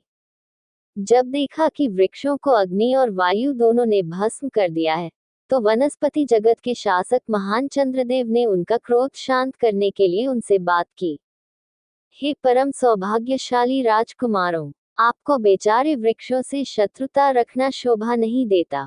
आप उन प्राणियों के रक्षक माने जाते हैं जिनकी वृद्धि को बढ़ावा देना ही आपकी चिंता और इच्छा होनी चाहिए। हे राजकुमारों, समस्त प्राणियों के आदि अधिष्ठाता भगवान श्रीहरि ने फलों और अन्नों अर्थात पितरों के भोजन और देवताओं के भोजन के लिए वृक्षों और वार्षिक पौधों अनाजों की रचना की है। स्थावर वृक्ष पौधे आदि अर्थात उनके फल फूल आदि उपजाति गतिशील प्राणियों का आहार है। पैरविहीन घास आदि पैर वालों का आहार है। हाथ विहीन जैसे मछली हाथ वालों का आहार है, तथा चतुर्पाद जैसे मृग सूअर आदि द्विपादों मनुष्यों का आहार है। हे पापरहितों, तुम्हें अपने पिता प्राचीन बरहिस और देवों के देव ने प्राणियों को उत्पन्न करने का आदेश दिया है, फिर भी तुम्हें वृक्षों जो प्राणियों का आहार है को जलाना कैसे उचित है? कृपया अपने पिता दादा और परदादा द्वारा अपनाए गए धर्म के मार्ग का अनुसरण करें और अपने तीव्र क्रोध को नियंत्रित करें। माता पिता ही बच्चों के सच्चे मित्र हैं, पलके ही आंखों के मित्र हैं, पति ही स्त्री के मित्र हैं, राजा ही प्रजा के मित्र हैं, गृहस्थी भिक्षुओं के मित्र हैं और गुरु या ज्ञानी ही अज्ञानी के मित्र हैं। इसलिए प्राणियों के रक्षक ही प्राणियों के सच्चे मित्र हैं। इसलिए तुम्हें अपनी प्रजा के अन्न या जीविका के साधनों को नष्ट नहीं करना चाहिए। जीवों के शरीर में निवास करने वाला आत्मा भगवान हरि है, जो परम नियंता है। कृपया ध्यान रखें कि यह समस्त सृष्टि उन्हीं का निवास स्थान है, अतः वे इसी प्रकार आपके द्वारा प्रसन्न होंगे। जो व्यक्ति आत्मा के वास्तविक स्वरूप को जानने की इच्छा से अपने हृदय गुहा में क्रोध के अचानक विस्फोट को नियंत्रित करता है, वह उन गुणों से परे चला जाता है जो संसार के दुखों का कारण है। अब तक जो असहाय वृक्ष अग्नि में भस्म हो चुके हैं, उनसे बहुत हो गया। शेष वृक्षों को छोड़ दो, बचे हुए वृक्ष और तुम सब सुख से रहो। यह उत्तम कन्या मारिशा वृक्षों द्वारा पाली गई है, उसे तुम अपनी पत्नी के रूप में स्वीकार करो। इस प्रकार प्रचेतसों को संतुष्ट करके तथा प्रमलोका नामक सुंदर अप्सरा की कन्या को उनसे विवाह के लिए अर्पित करके राजा सोमचंद्र देव लौट आए। तत्पश्चात उन्होंने धार्मिक रीति से उससे विवाह किया। वे कहते हैं कि प्रचेतस के पुत्र दक्ष उनसे उत्पन्न हुए थे। तीनों लोग उनकी संतानों और उनके वंशजों से पूर्ण रूप से आबाद हैं। अब तुम मुझसे ध्यानपूर्वक सुनो कि किस प्रकार अपनी पुत्रियों से इतना स्नेह करने वाले दक्ष ने अपने मन, मानसिक क्षमता तथा अपने वीर्य भौतिक शरीर से प्राणियों की उत्पत्ति की। प्रारंभ में उन्होंने अपनी मानसिक शक्तियों से देवताओं, असुरों, मनुष्यों तथा आकाश, पृथ्वी और जल में रहने वाले अन्य प्राणियों की उत्पत्ति की। जब भगवान ने देखा कि प्राणियों की यह सृष्टि अधिक नहीं बढ़ रही है, तब वे विंध्य पर्वत की तलहटी के निकट पहाड़ियों के पास गए और वहां कठोर तपस्या की। वहां एक अत्यंत पवित्र सरोवर था, जो पापों का नाश करने वाला था। उसका नाम अघमर्षण, पापों को धोने वाला था। वह दिन में 3 बार सुबह, दोपहर और शाम उस सरोवर में स्नान करता था और अपनी कठोर तपस्या से भगवान हरि को प्रसन्न करता था। उन्होंने हंसगुह्य स्तोत्र से भगवान विष्णु की स्तुति की। अब मैं उस स्तोत्र का पाठ करूंगा, जिससे हरि दक्ष पर प्रसन्न हुए थे।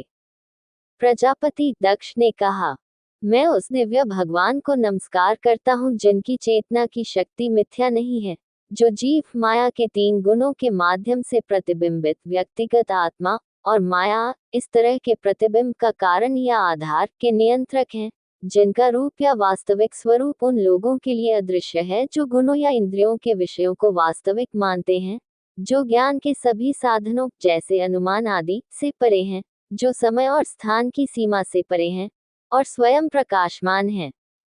मैं उस परमेश्वर को नमस्कार करता हूँ जो उसी नगर शरीर में रहने वाले जीव का मित्र है, किंतु जिसकी मित्रता इंद्रियों और मन को सक्रिय करने में जीव को ज्ञात नहीं है।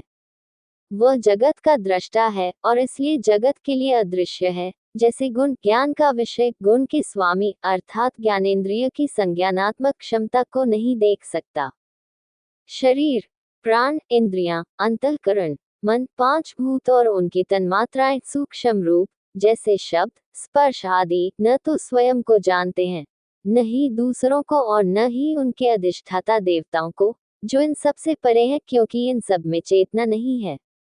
जीव स्वभाव से चेतना होने के कारण सभी गुणों उपर्युक्त सूची का मूल कारण को जानता है, लेकिन जो जीव इन्हें उपर्युक्त को जानता है, वह उस सर्वज्ञ परमेश्वर को नहीं जानता जो अनंत है। मैं उसकी स्तुति करता हूँ। जब नाम और रूप की दुनिया को जानने वाला मन सभी ज्ञान और स्मृति के खो जाने या पुराने हो जाने के कारण काम करना बंद कर देता है, तब समाधि की अवस्था में या स्वयं में पूर्ण तल्लीनता में वह परम ब्रह्म अपने अंतर्निहित अस्तित्व, चेतना और आनंद के माध्यम से खुद को प्रकट करता है। मैं उसे नमस्कार करता हूँ जिसका निवास शुद्ध हृदय है। आत्मसंयमी विवेकशील पुरुष अपनी शुद्ध बुद्धि से उसे अहंकार से भिन्न अंतरतम हृदय में विराजमान देखते हैं और उसका ध्यान करते हैं, भले ही वह अपनी 9 शक्तियों अर्थात प्रकृति, महत या ब्रह्मांडीय बुद्धि, अहंकार, मन और तन्मात्राओं, 5 सूक्ष्म भूत और मन द्वारा, 5 स्थूल तत्व और 10 इंद्रियां द्वारा अप्रकट रूप में स्थित हो और 3 गुणों अर्थात सत्व, रज और तम से प्रभावित हो। उपर्युक्त बुद्धिमान पुरुष ऐसा करते हैं, जैसे यज्ञ विद्या के विशेषज्ञ 15 संविधानी श्लोकों 4 का उच्चारण करके अग्नि को मंथन करते समय काष्ठ में छिपी हुई यज्ञ अग्नि को घर्षण द्वारा अलग कर देते हैं। वह माया के निषेध द्वारा ध्यान में सर्वोच्च आनंद के रूप में अनुभव किया जाता है, जो सभी भेदों और मतभेदों को उत्पन्न करती है। वास्तव में वह सभी नाम धारण करता है और सभी रूप धारण करता है। उसके भीतर असंख्य शक्तियां हैं, जिनका वर्णन करना शब्दों की शक्ति से परे है। भगवान मुझ पर कृपा करें। जो कुछ भी शब्दों में वर्णित है, बुद्धि द्वारा सत्य माना गया है, इंद्रियों द्वारा देखा गया है या मन द्वारा कल्पित किया गया है, वह केवल 3 गुणों का एक लक्षण है। वह उसका मूल स्वभाव नहीं हो सकता, क्योंकि वह गुणों की उत्पत्ति या विलन अर्थात उनके उत्पाद ब्रह्मांड से ही पहचाना जाता है। ब्रह्म ही वह है जिस पर सब कुछ निर्भर है, उसी से सब कुछ उत्पन्न होता है, उसी ने अपने आप से सब कुछ बनाया है। सब कुछ उसी के लिए है और उसी का है। जो कुछ वह बनाता है और दूसरों से बनवाता है, वह ब्रह्म है। वह सभी कारणों का परम कारण है, चाहे वह पहले का हो जैसे भगवान ब्रह्मा, या बाद का। मूल कारण के रूप में ये सभी कारणों से पहले से जाना जाता है। वह एक है, दूसरा नहीं, चाहे वह अपनी तरह का हो या किसी और श्रेणी का। वह ब्रह्म है जिसे मैं प्रणाम करता हूँ। यदि ब्रह्म ही जगत का कारण है, तो मीमांसा, न्याय के अनुयायी जैसे विभिन्न विचारधाराएं विवाद में क्यों लिप्त हैं? यह उनकी शक्तियां जैसे माया की हैं, जो वास्तव में विभिन्न विचारधाराओं के सुविख्यात सिद्धांतकारों के लिए विवाद और सहमति का आधार कारण बन गई हैं, और जो सत्य के जानकारों द्वारा इन विवादियों को उपदेश दिए जाने के बावजूद उनके मन को बार बार भ्रमित करती हैं। मैं उन अनंत श्रेष्ठताओं के सर्वव्यापी भगवान को नमन करता हूँ।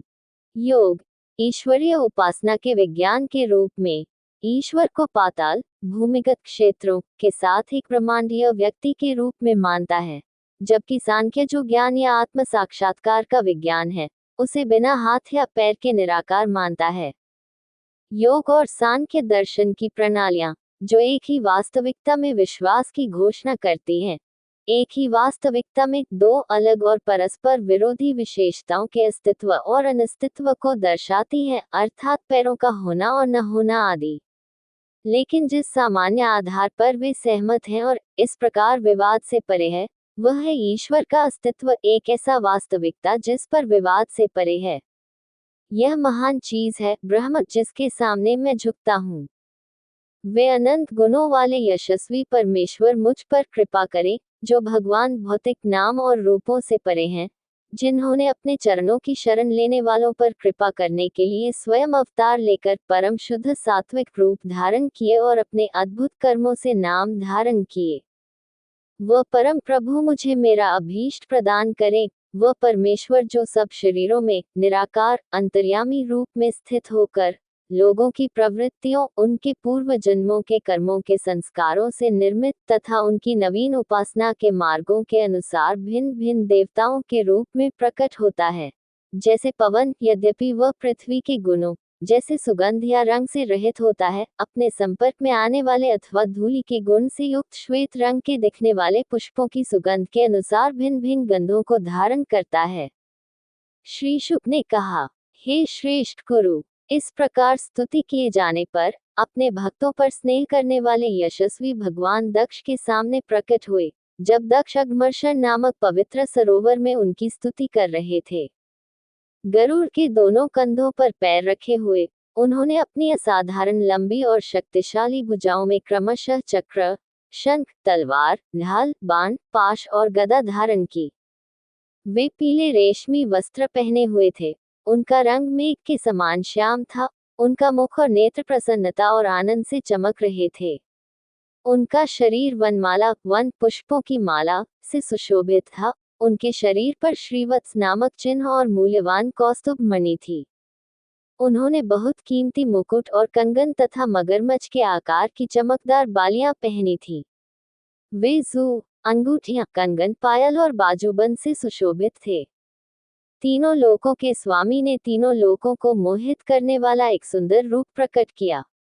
वे नारद, नंद और अन्य सेवकों तथा लोकों के रक्षकों जैसे इंद्र वरुण से घिरे हुए थे।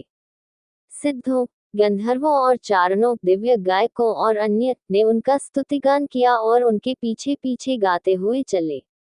भगवान के उस अत्यंत अद्भुत रूप को देखकर राजा दक्ष विस्मय से अभिभूत हो गए, किंतु उनका हृदय अत्यंत प्रसन्न था। वे उनके समक्ष भूमि पर दंड की भांति लेट गए और उन्हें प्रणाम किया। जैसे नदियां धाराओं से भर जाती हैं, उसी प्रकार उसकी इंद्रियां अत्यंत आनंद से इतनी भर गई थी कि वह बोल नहीं सकता था। अतएव अत्यंत आनंद के कारण वह एक शब्द भी नहीं बोल सका। समस्त प्राणियों के मन को जानने वाले भगवान विष्णु ने भक्तवत्सल भगवान दक्ष से इस प्रकार कहा, जो उनके समक्ष इस प्रकार प्रणाम कर रहा था और जो संतान उत्पन्न करने का इच्छुक था। पूज्य प्रभु ने कहा, हे परम भाग्यशाली प्रचेतस पुत्र, तुमने अपनी कठोर तपस्या का उद्देश्य पूरा कर लिया है, क्योंकि तुमने मुझ पर अविचल और दृढ़ विश्वास रखकर मुझ में परम भक्ति रखी है। हे प्राणियों के स्वामी, मैं आपसे प्रसन्न हूँ क्योंकि आपकी तपस्या का उद्देश्य ब्रह्मांड की वृद्धि है।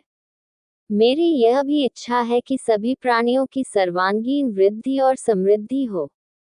भगवान ब्रह्मा, शिव, आप सभी प्रजापति, प्राणियों के स्वामी, मनु, मानवों के पूर्वज जो कुछ युगों या मनवंतरों के अध्यक्ष हैं, तथा प्रमुख देवता, ये सभी प्राणियों की समृद्धि तथा प्रजनन के लिए मेरे विशेष अवतार हैं।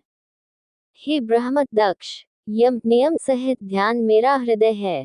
आध्यात्मिक विद्या, न्यास आदि विशिष्ट विधि से मंत्रों का आंतरिक जप, जिसके परिणाम स्वरूप ठोस ध्यान और मेरा साक्षात्कार होता है, मेरा शरीर है। ध्यान से संबंधित क्रियाएं मेरा स्वरूप हैं। विधिपूर्वक किए गए यज्ञ मेरे शरीर के अंग हैं। अच्छी तरह से किए गए यज्ञों से प्राप्त होने वाला पुण्य मेरी आत्मा है। देवता, यज्ञ में आहुति देने वाले मेरे प्राण हैं। सृष्टि के आरंभ में मैं अकेला ही था, बिना किसी क्रिया के। अन्य कोई भी वस्तु दृष्टा या ज्ञाता या बाह्य दृश्य या ज्ञान का विषय नहीं थी। मैं शुद्ध चेतना था और अव्यक्त था। सर्वत्र मानो गहरी नींद, कोई क्रिया नहीं थी। मुझ अनंत और अनंत गुणों से युक्त ब्रह्मदेव की माया से 3 गुणों से निर्मित ये ब्रह्मांड उत्पन्न हुआ। उस समय सबका रचयिता स्वयंभू ब्रह्मा जी उत्पन्न हुए ब्रह्मांड सहित। जब महान भगवान ब्रह्मा मेरी शक्ति से संपन्न होकर भी सृष्टि के कार्य में लगे तो उन्हें लगा कि वे इसके लिए पर्याप्त रूप से सक्षम नहीं हैं। तब मेरी आज्ञा से ब्रह्मा जी ने घोर तपस्या की, जिससे प्रभावित होकर उन्होंने आदिकाल में आपके सहित 9 प्राणियों की उत्पत्ति की। हे प्यारे बच्चे, ये प्राणियों के जनक पंचजन की पुत्री है। इसका नाम असिकनी है। हे प्राणियों के स्वामी, इसे अपनी पत्नी के रूप में स्वीकार करो। तुम्हें विवाहित दंपति के बीच यौन संबंध के धर्मी मार्ग का पालन करना होगा। तुम उससे बड़ी संख्या में संतान उत्पन्न करोगे जो तुम्हारे समान ही धर्मी कर्तव्य विवाहित दंपति के बीच यौन संबंध का पालन करेगी। तुम्हारे बाद सभी प्राणी मेरी माया के प्रभाव से स्त्रियों के साथ मैथुन के माध्यम से जन्म लेंगे और वे पूजा करेंगे। श्री शुक ने कहा, उनसे ऐसा कहकर जगत के आदि कारण भगवान हरि उसी स्थान पर अंतर्धान हो गए, मानो स्वप्न में देखी गई वस्तु हो, और दक्ष देखते ही देखते अंतर्धान हो गए। अध्याय 5 दक्ष द्वारा नारद को श्राप। श्री शुक ने कहा, भगवान विष्णु की शक्ति से प्रभावित होकर दक्ष शक्तिशाली हो गए और उनसे उपर्युक्त पांचनी के द्वारा हर्यश्व नामक 10,000 पुत्र उत्पन्न हुए। हे राजन, दक्ष के वे सभी पुत्र एक ही स्वभाव के तथा एक ही प्रकार के आचरण वाले थे। जब पिता दक्ष ने उन्हें संतान उत्पन्न करने की आज्ञा दी, तो वे पश्चिम दिशा की ओर चले गए। वे नारायण सरस नामक एक पवित्र झील पर गए, जो उस क्षेत्र में स्थित है जहाँ सिंधु नदी समुद्र से मिलती है, एक पवित्र स्थान जहाँ कई ऋषि और सिद्ध लोग आते थे। उस पवित्र सरोवर के जल के स्पर्श मात्र से ही उनके हृदय सभी अशुद्धियों से शुद्ध हो गए और उनका मन पर महासों तपस्वियों की सर्वोच्च कोटि के धार्मिक जीवन पद्धति की ओर आकर्षित हो गया। अपने पिता की आज्ञा से विवश होकर उन्होंने बहुत अधिक संतान उत्पन्न करने के लिए कठोर तपस्या की। ऐसा कहा जाता है कि तभी देव ऋषि नारद ने उन्हें देखा और नारद ने उनसे कहा, हे हर्यश्वस, तुम पृथ्वी की सीमा देखे बिना ही संतान उत्पन्न करना चाहते हो। तुम निश्चय ही बाल सुलभ मूर्ख हो। दुख की बात है कि तुम प्रजा के रक्षक होते हुए भी बाल सुलभ हो। एक ही पुरुष का राज्य देखे बिना, अदृश्य द्वार वाले छिद्र को न जानते हुए, इच्छानुसार भिन्न भिन्न रूप धारण करने वाली स्त्री को न जानते हुए, वेश्या से विवाह करने वाले पुरुष को न जानते हुए, दोनों दिशाओं में बहने वाली नदी को न देखते हुए, 25 पदार्थों से बने हुए अद्भुत भवन को न देखते हुए, एक स्थान पर चमत्कारी कथा कहने वाले हंस को न देखते हुए, अदम्य और छुरे से बनी हुई स्वतंत्र घूमने वाली मजबूत तीखी चक्र को न देखते हुए तथा अपने सर्वज्ञ पिता की आज्ञा का अर्थ ठीक से न जानते हुए, तुम सृष्टि कार्य को कैसे आगे बढ़ाओगे? श्री शुक ने कहा। नारद मुनि के रहस्यपूर्ण वचन सुनकर हर्यश्वों ने अपनी जन्मजात तर्क शक्ति से बुद्धि से अन्वेषण करना आरंभ किया। पृथ्वी भू वह क्षेत्र है या लिंग शरीर, सूक्ष्म शरीर जो सुख, दुख, पुण्य, पाप आदि का कारण बनता है। जैसे कि कृषि फार्म जो अनाज की फसल देता है, जिसे जीव कहा जाता है। सूक्ष्म शरीर व्यवहारिक रूप से अनादिकाल से विद्यमान है और यह आत्मा के लिए एक बंधन के रूप में कार्य करता है। ये कैसे विलुप्त होता है, ये देखे बिना अपवित्र कर्मों जो मोक्ष की ओर नहीं ले जाते का क्या उपयोग है? देश में मनुष्य ही एकमात्र सर्वशक्तिमान शासक है। वह विश्व, तेजस और प्रज्ञा आदि सभी मानसिक अवस्थाओं से परे है तथा उनका साक्षी है, इसलिए उसे चौथा सर्वव्यापी कहा गया है। वह स्वयं पर निर्भर परम है, बाकी सबका कारण। उस अजन्मा नित्य मुक्त प्रभु को देखे बिना उसे समर्पित न किए गए कर्मों से क्या प्रयोजन सिद्ध हो सकता है?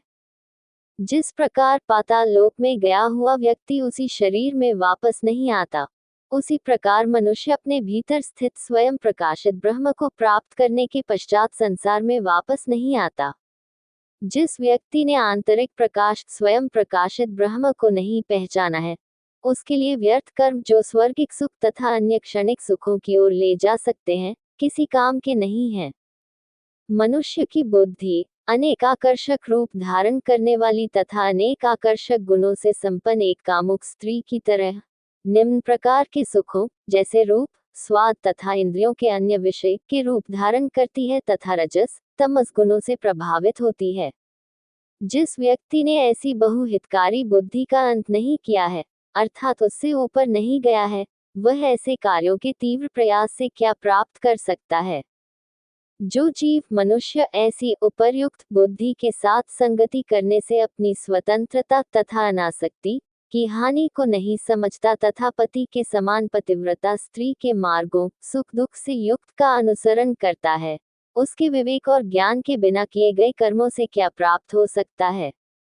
माया के प्रभाव से क्या लाभ होता है, जो सृष्टि और संहार दोनों का कारण है और जो नदी के समान दोनों ओर बहती है, उसमें गिरे हुए लोगों को किनारे तक पहुंचने से रोकने के लिए वह बड़े वेग से क्रोध, अहंकार आदि का रूप धारण करके घाटों पर और अपने किनारों पर तप, विद्या आदि के रूप में बहती है। पुरुष शरीर में निवास करने वाला आंतरिक नियंत्रक एक अद्भुत आधार और दर्पण है जो 25 श्रेणियों सांख्यों द्वारा प्रगणित को दर्शाता है।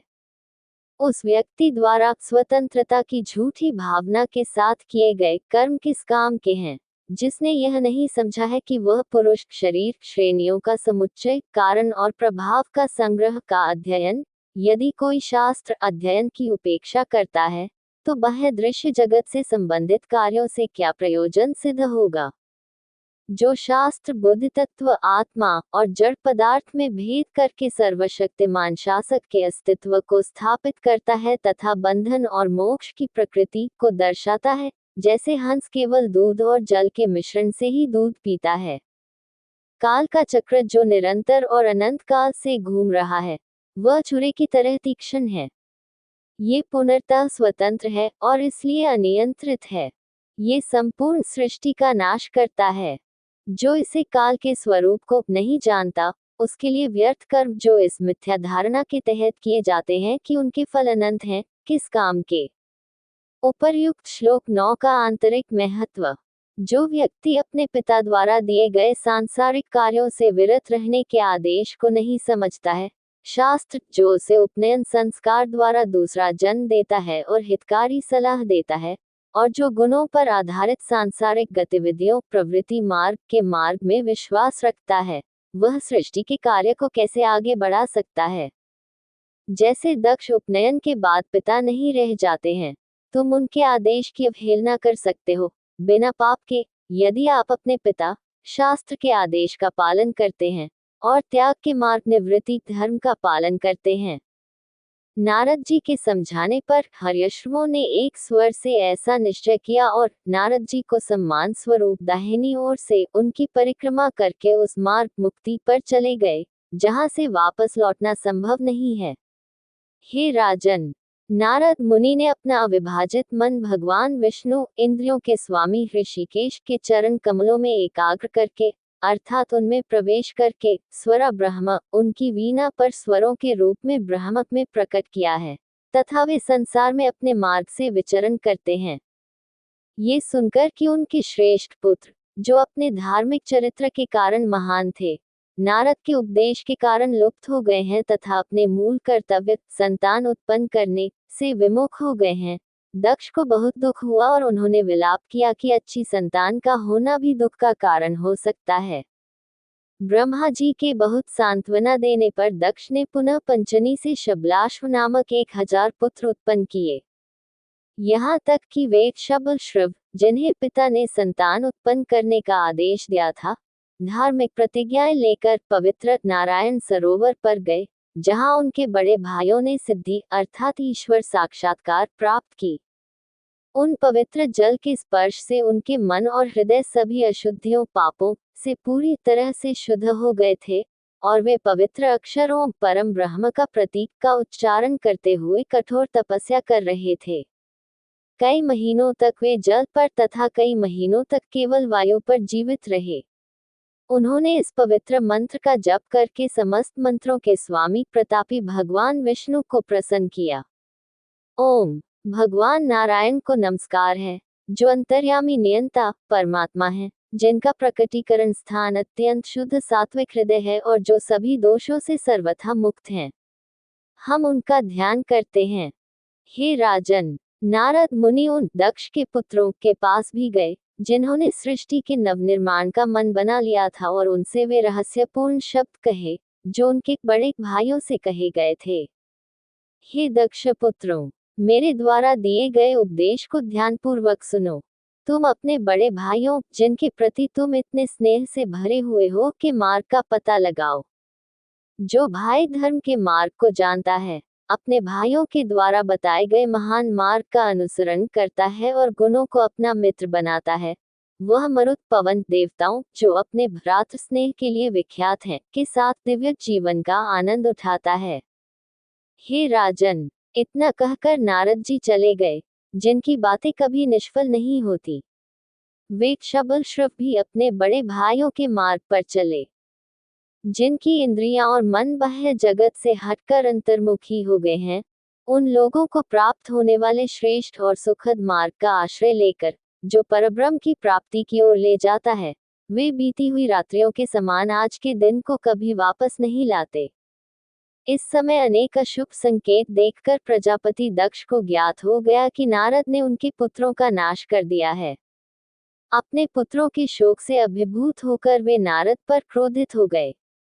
दक्ष को वैरागी बनने से रोकने के लिए नारद उनके पास गए। नारद को पाकर वे क्रोध से कांपते हुए अपने निचले होंठ से भड़क उठे। दक्ष ने कहा, हे साधु वेशधारी दुष्ट, तूने मेरे नन्हे मुन्ने बालकों को भिक्षुक मार्ग दिखाकर हम जैसे सज्जनों का बहुत बड़ा अहित किया है। हे पापी, तूने मेरे पुत्रों को दोनों लोकों इहलोक तथा परलोक के सुख से वंचित कर दिया है, क्योंकि उन्होंने ऋषियों, देवताओं तथा पितरों का ऋण नहीं चुकाया है तथा कर्मों की प्रकृति का परीक्षण नहीं किया है। तुम निर्दयी तथा बालकों के समान पक्षपाती हो तथा भगवान हरि की महिमा को कलंकित कर रहे हो। तुम निर्लज हो, तथापि हरि के सेवकों के बीच विचरण करते हो। तुम्हें छोड़कर जो सचमुच मित्रों का विश्वासघात करने वाला है और मित्रों के बीच शत्रुता उत्पन्न करने वाला है। सभी हरि भक्त वास्तव में जीवों पर कृपा करने के लिए सदैव तत्पर रहते हैं। यद्यपि तुम ज्ञानहीन हो, फिर भी अवधूत वेशधारी तुम लोगों के द्वारा मनुष्यों के मन में त्याग उत्पन्न नहीं किया जा सकता। यद्यपि तुम ये समझते हो कि संयम से स्वतः ही ममता के बंधन कट जाते हैं, ये गलत है। विषय भोगों से कैसे दुख होता है, इसका ज्ञान मनुष्य को स्वयं अनुभव किए बिना नहीं हो सकता। इसलिए दूसरों के द्वारा मन को विचलित करने पर मनुष्य को उतनी घृणा नहीं होती जितनी स्वयं अनुभव करने वाले को होती है। आपने हम गृहस्थों पर जो असहनीय अत्याचार किया है, उसे हमने सहन किया है, क्योंकि हमने स्वर्गीय सुख पाने की इच्छा से वैदिक कर्म करने की प्रतिज्ञा की है। हे मूर्ख, तुम हमारी जाति की निरंतरता को नष्ट करने वाले हो। चूंकि तुमने पुनः हमारे साथ अन्याय किया है, अतः संसार में भटकते हुए तुम्हें विश्राम नहीं मिलेगा। श्री शुक ने कहा, नारद जी, जो धर्मात्मा लोगों के बीच बहुत सम्मानित थे, ने शाप स्वीकार करते हुए कहा, बहुत अच्छा। वास्तव में साधु वही है जो प्रतिशोध लेने में सक्षम होते हुए भी अपने साथ हुए अन्याय को सहन कर लेता है। अगली वीडियो देखने के लिए आप चैनल सब्सक्राइब जरूर करें और लाइक करें और कमेंट करें।